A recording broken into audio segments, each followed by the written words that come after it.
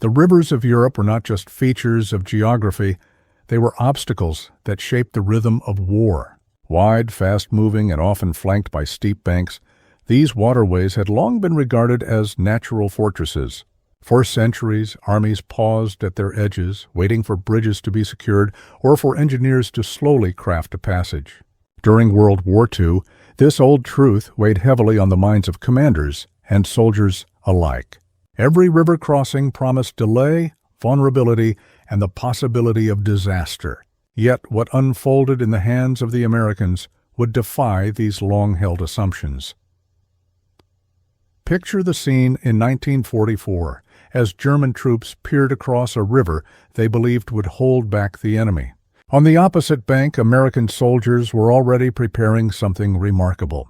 Where once men would have struggled with ferries or makeshift rafts, columns of equipment and trained engineers arrived with purpose. Within hours, the water began to change, its surface filling with floating platforms that stretched from shore to shore. It was as if a new road had risen from beneath the current, sturdy enough to carry the weight of tanks, trucks, and marching soldiers. The river that had seemed a shield was suddenly becoming a highway. For those witnessing it, the transformation was surreal.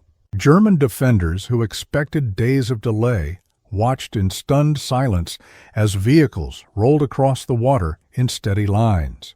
The sheer speed of construction was bewildering, as though the laws of time and geography had been rewritten. American soldiers crossed with confidence, their footsteps ringing on steel and timber, while the current surged below. What should have been a barrier was reduced to a stage for relentless advance. The Germans, proud of their engineering heritage, had never seen anything like it. To understand the shock of this moment, one must imagine the mindset of soldiers in that time. A river was not simply water flowing between two banks. It was an obstacle that had dictated the fates of countless battles in European history. Rivers slowed armies, broke apart supply lines, and forced commanders into difficult decisions. To cross one under enemy fire was among the most dreaded tasks of war. Yet here were the Americans, striding across as though the river had no power at all. It was more than strategy. It was a psychological blow. The early context of this story lies not only in the physical rivers themselves, but in the expectations they carried. For generations, rivers had symbolized delay and danger. The Germans counted on this truth to strengthen their defenses, convinced that nature itself would assist them. But what they had not anticipated was the American ability to transform those rivers into bridges of progress. With every plank and steel section laid into place, a new chapter of warfare was being written. The Americans were not merely crossing rivers, they were changing the very meaning of them. This early display of floating bridges was more than a technical accomplishment, it was a statement. It told the enemy that geography could no longer be relied upon to dictate the pace of battle. It told soldiers on both sides that the old ways of war were fading before their eyes. For the Americans, it was proof of what industrial strength and ingenuity could achieve. For the Germans, it was the beginning of a series of shocks that would erode their confidence. The rivers of Europe were no longer fortresses. They had been claimed as pathways of war. The clash between German and American approaches to bridging was not simply a matter of engineering technique. It was a vivid contrast in how two nations prepared for and imagined the realities of war. German forces had long trusted their pontoon systems, carefully designed but limited in scope. These pontoons could support infantry and light vehicles, yet they struggled with the sheer weight of heavy armor. Constructing such bridges required precision and time, often under dangerous conditions. They worked but slowly, and that slowness was built into German strategic thinking. By contrast, the Americans arrived with floating structures that seemed impossibly wide, strong and fast to assemble.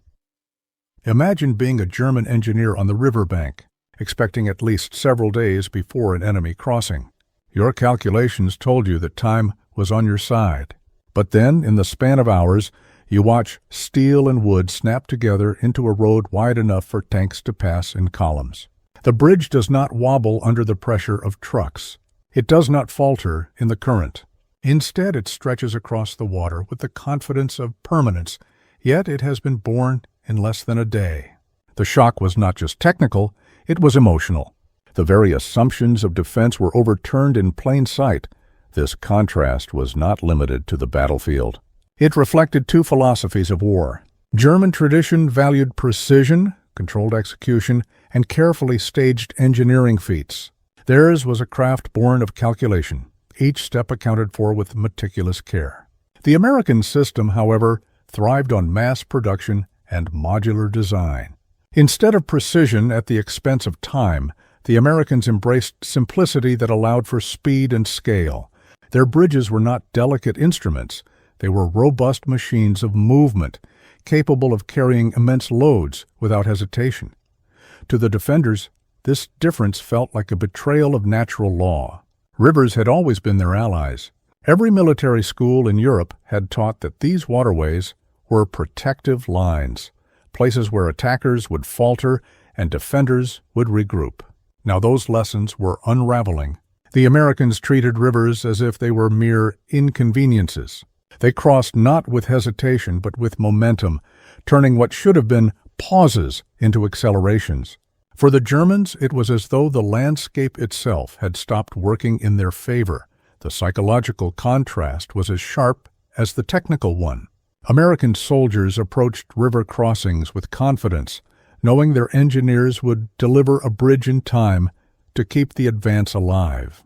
German soldiers approached those same crossings with dread, realizing that their safety depended on the water holding back an enemy it could no longer delay. Each passing truck and tank reinforced that sense of futility.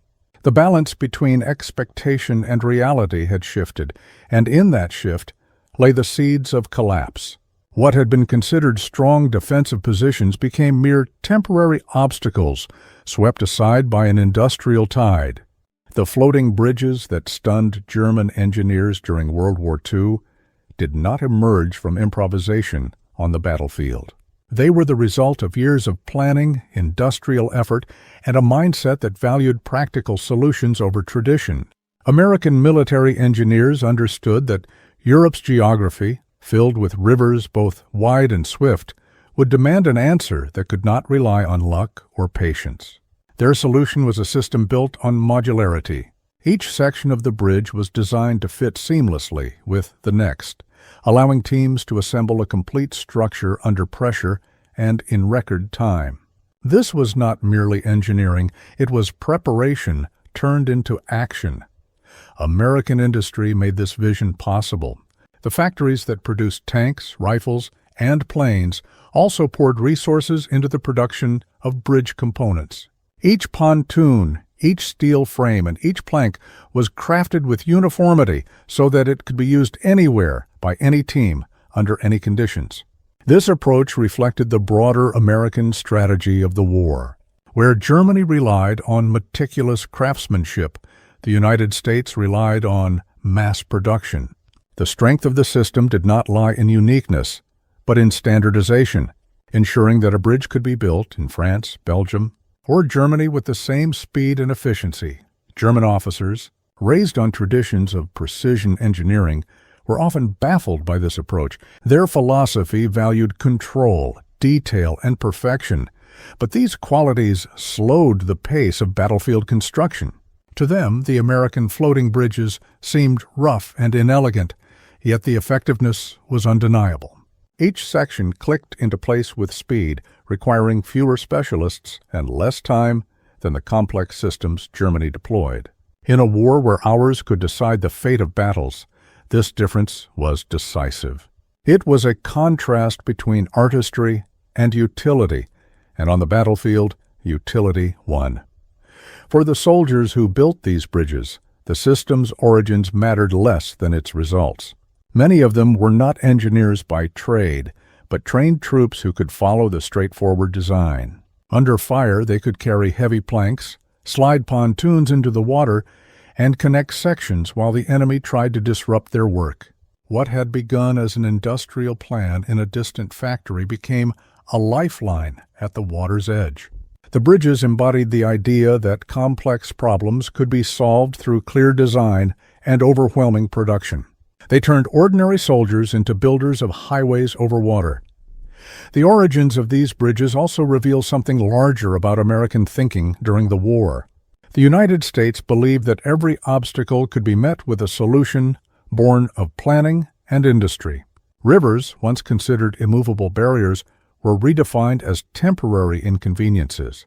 This belief, backed by factories and logistics, was woven into every plank and beam. What German engineers saw as impossible was, for the Americans, simply another challenge to overcome. The floating bridges carried more than tanks and trucks. They carried the weight of a national philosophy that innovation and scale could rewrite the very rules of warfare. When the floating bridges first entered combat, their impact was immediate and dramatic. American units that would once have halted for days at a river's edge now crossed within hours. The sight of heavy Sherman tanks rolling across water seemed almost unreal, their tracks clattering on steel decking as the current rushed below. Supply trucks followed in steady lines, carrying fuel, ammunition, and food that kept the front moving forward. The bridges did not simply shorten delays, they erased them, ensuring momentum was never lost. What had once been seen as the most dangerous choke points of war became arteries of rapid advance. For German defenders, the experience of watching these crossings unfold was disorienting. They had prepared ambushes and artillery positions to strike at vulnerable troops during river delays. Yet the moment of weakness they relied upon rarely appeared.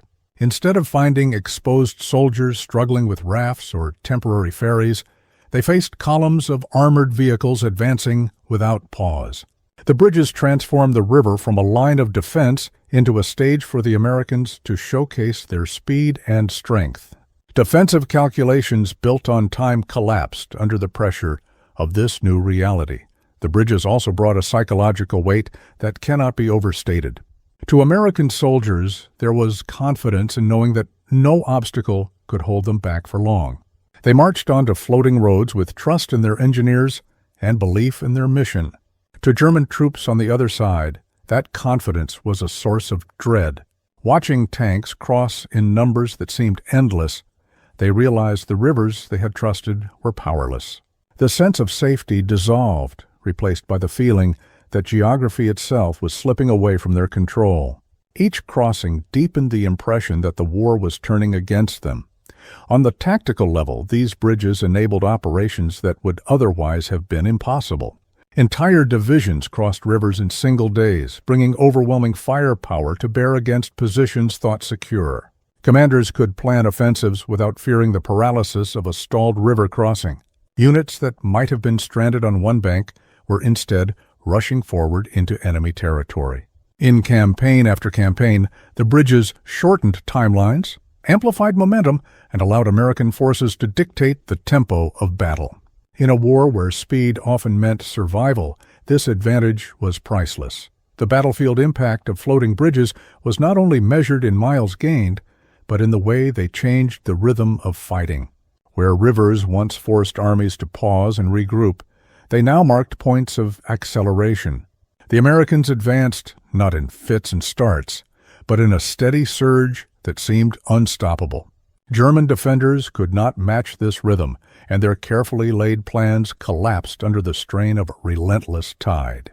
Each bridge was a reminder that the rules of war had shifted, and that the battlefield no longer obeyed the old patterns. The rivers of Europe, once counted as allies of the defense, had been claimed by the attack. The consequences of America's floating bridges stretched far beyond the immediate tactical advantage. Each successful crossing sent a powerful message to both armies. For the Americans, it confirmed that no obstacle was too great to overcome. Soldiers who once might have approached rivers with hesitation now advanced with confidence, knowing their engineers had the means to carry them across. This assurance gave rise to a spirit of momentum, a belief that nothing could stop the advance once it had begun. The bridges did not only carry tanks and trucks, they carried morale, strengthening the resolve of entire divisions. For the Germans, the effect was the opposite. The rivers that had anchored their defensive strategy were suddenly stripped of meaning.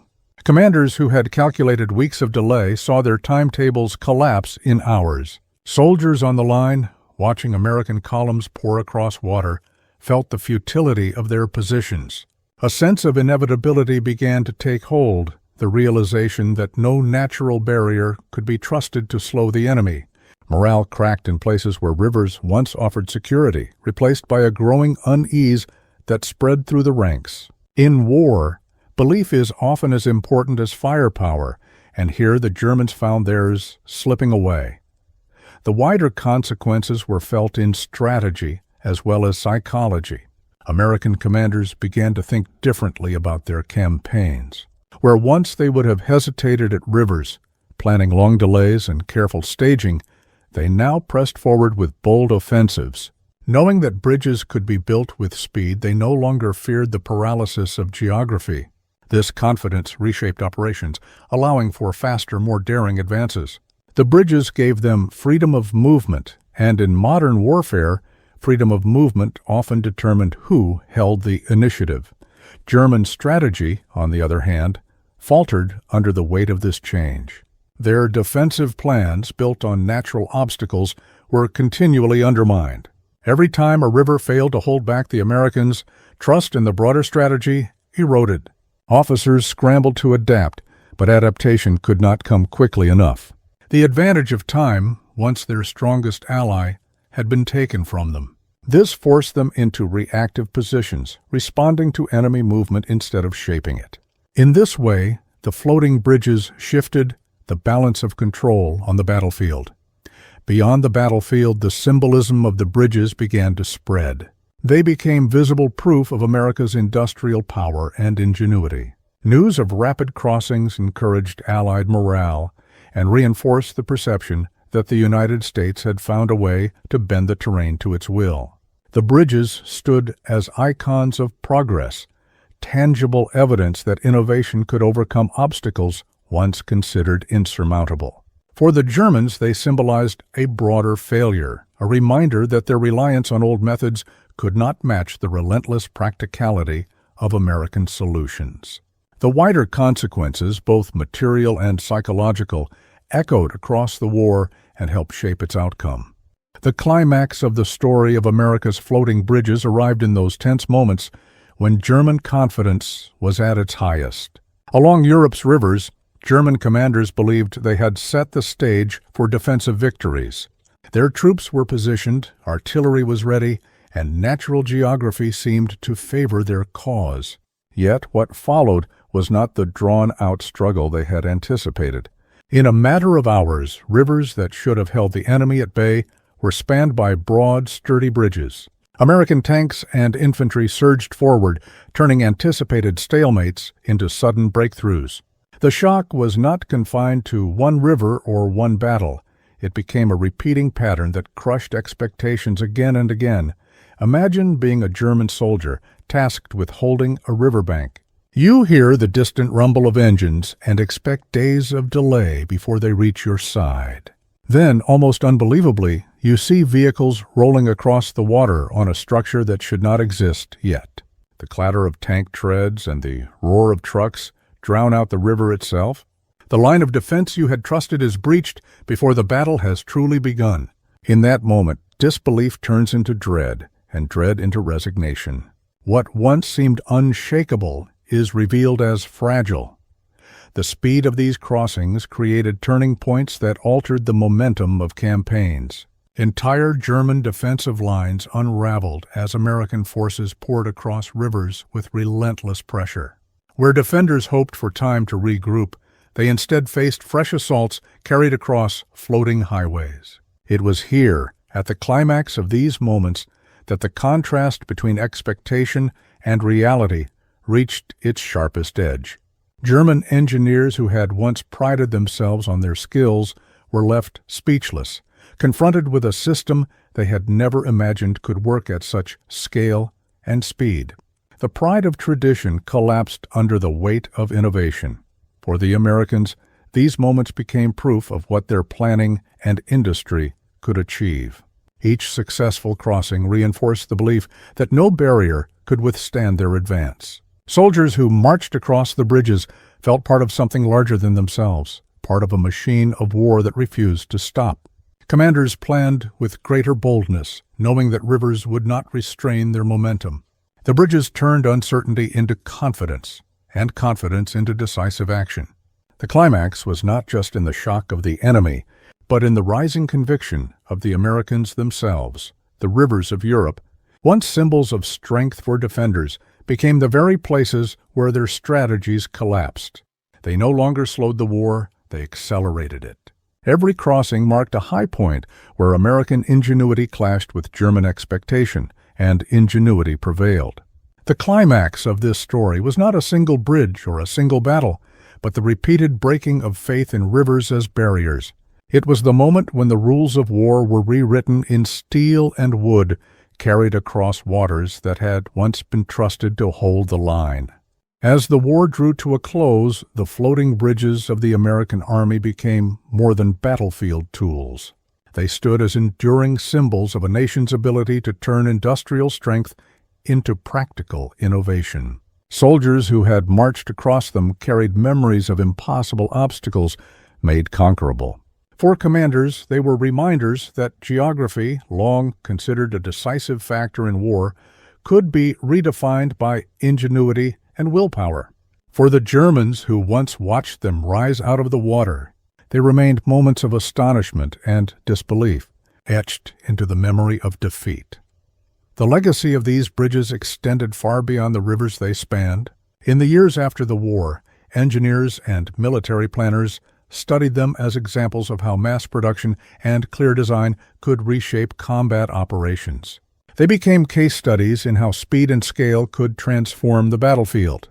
For German engineers, humbled by their wartime encounters, the bridges represented a different kind of mastery, one born not from precision craftsmanship alone, but from adaptability and vision. The lessons were absorbed into the doctrines of armies across the world, influencing the design of future bridging systems for decades. Yet their legacy was not only technical. The floating bridges carried with them a story of determination, a reminder that wars are won not just by firepower, but by the ability to solve problems that seem insurmountable. They embodied the American spirit of practicality, the belief that no barrier should dictate the outcome of a campaign. For the soldiers who relied on them, they were lifelines, paths forward into territories where victory had to be earned step by step. For the broader war effort, they were a demonstration that ingenuity could match and overcome entrenched defenses. In history, certain inventions capture more than their immediate purpose. They become symbols of an age, embodiments of how nations thought, fought, and endured. America's floating bridges were such an invention. They carried tanks, trucks, and men across rivers, but they also carried a message that resonated long after the guns fell silent. They declared that no obstacle was permanent, that barriers could be transformed, and that progress was a matter of vision made real. In the silence that followed the war, their story remained a testament to the power of innovation in the face of adversity. Thus, the rivers of Europe, once dreaded as natural fortresses, are remembered differently today. They are not only lines on a map, but places where the ingenuity of a determined nation reshaped the course of history. The Germans who once relied on those waters were left speechless, not just by the bridges themselves, but by what they represented. For the Americans, they became part of a larger legacy of resilience and invention. In the end, the floating bridges did more than span rivers. They spanned the divide between old ways of war and the new, leaving behind a legacy that endures in history's memory.